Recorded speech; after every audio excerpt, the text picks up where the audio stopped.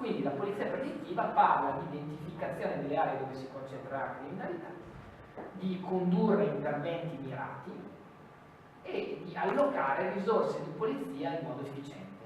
Per far questo offre il matematico, il criminologo, offre i sistemi di analisi di rischio e di prevenzione per orientare quindi l'attività di polizia. Tutto questo sta alla base di alcuni fondamenti che sono fondamenti io ho scritto teorici, ma insomma alla base di questa c'è una teoria che è la teoria della razionalità dei criminali. In ambiente urbano, per quanto noi possiamo dire qualsiasi cosa, ormai è stato accertato che la criminalità avviene secondo forme di razionalità, quindi di prevedibilità. Perché?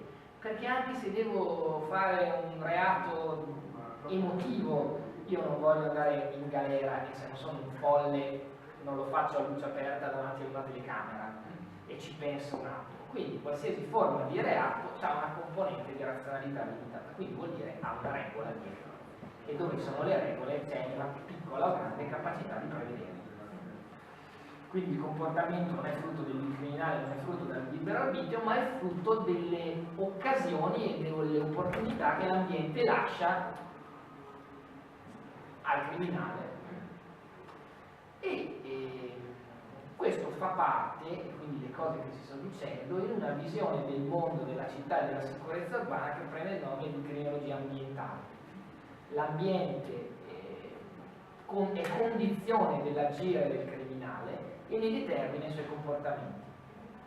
Questo vuol dire che il criminale, come la vittima, si sposta nell'ambiente urbano e di solito questi spostamenti avvengono lungo direttrici. Quali sono le nostre abitudini di vita? La nostra casa, il nostro lavoro, il supermercato, i luoghi dove andiamo a ricrearci, insomma, a divertirci e su queste direttrici avvengono concentrazioni di stili di vita. Quegli stili di vita determinano la concentrazione della criminalità. Vedete lì un disegnino che dice residenza, lavoro, ricreazione, tradotto dall'inglese, luoghi in cui ci divertiamo, e delle aree target che sono le aree dove si concentrerà la criminalità. Molto probabilmente si concentrerà il disordine, molto probabilmente si concentreranno fenomeni di insicurezze che hanno a che fare poi con il vostro lavoro e con l'idea di sicurezza urbana. Dal punto di vista pratico, tutta questa informazione può essere utilizzata sostanzialmente in tre modi. Attraverso forme di prevenzione situazionale. Se abbiamo detto che le situazioni determinano l'agire criminale, le situazioni possono modificare l'agire criminale. C'è tutta una criminologia operativa, molto operativa, che è stata creata in contatto con criminologi, attori delle città, forze di polizia, stakeholder vari che lavorano concretamente, che ci dice che piccoli accorgimenti, il classico esempio è l'illuminazione. L'illuminazione è prevenzione situazionale, quindi viene inserito in questo settore. Io illumino e di conseguenza lì non si fa reato. Io illumino e di conseguenza lì ci si potrebbe sentire più sicuri. Io illumino e attraggo più persone che potrebbero voler dire occhi su cose, sulle aree della città.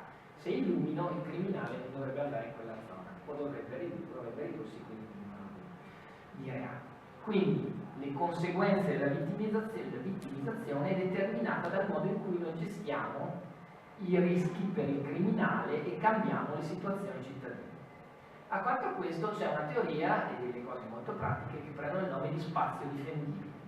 Se io conosco i dati della città, il lavoro sulla città e conosco le occasioni e le opportunità, io posso progettare l'ambiente in modo tale che i cittadini lo difendano.